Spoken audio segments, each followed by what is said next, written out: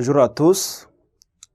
Nous sommes en train d'étudier le texte de Guillaume Oyonom-Bia qui a pour titre « Le sorcier charlatan ». Après avoir lu le texte, après avoir expliqué quelques mots, nous cherchons aujourd'hui à comprendre le sens du texte. 3 prétendants, un mari, qui est une pièce théâtrale, décrit la situation douloureuse d'une génération prise dans la lutte entre la tradition et la modernité.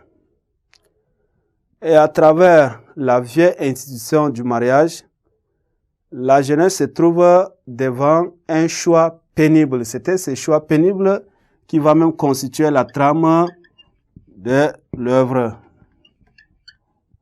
Le choix pénible.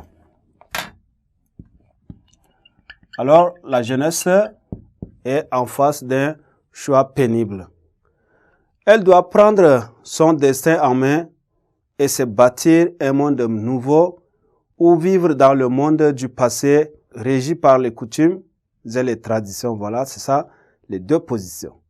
Ou bien prendre son destin en main pour bâtir un nouveau monde, ou bien vivre dans un monde du passé, ce monde-là qui est justement régi par la coutume et les traditions qui semblent être pour les jeunes dépassées. Et c'est surtout l'acte 4 de laquelle est tiré notre texte qui nous présente les 3 générations. Les 3 générations. Mais ce qui est important ici est que Juliette, cette fille en question, qui va voler de l'argent des premiers prétendants pour le donner à son fiancé afin de venir payer la dot.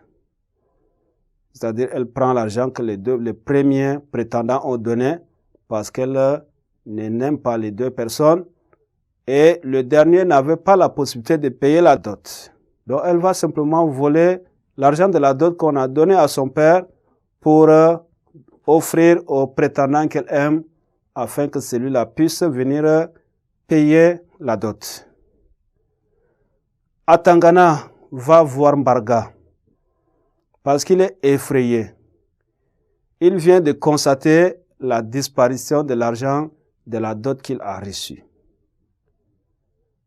Ainsi, les villageois décident d'appeler un sorcier.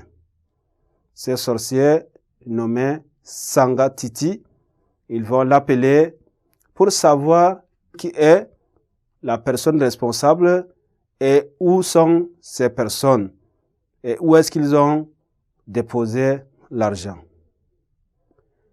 Et c'est à ce niveau qu'on va assister une fois de plus à la duperie que véhicule la tradition. Parce que le charlatan ne pourra pas vraiment ressortir la vérité. Donc c'est ça le sens de l'œuvre et celui du texte dans lequel on a tiré le texte. Le meilleur pour vous, c'est d'aller chercher à lire l'œuvre et le texte, vous en comprendrez davantage.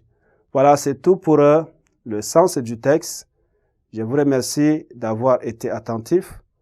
Au revoir et à la séance prochaine.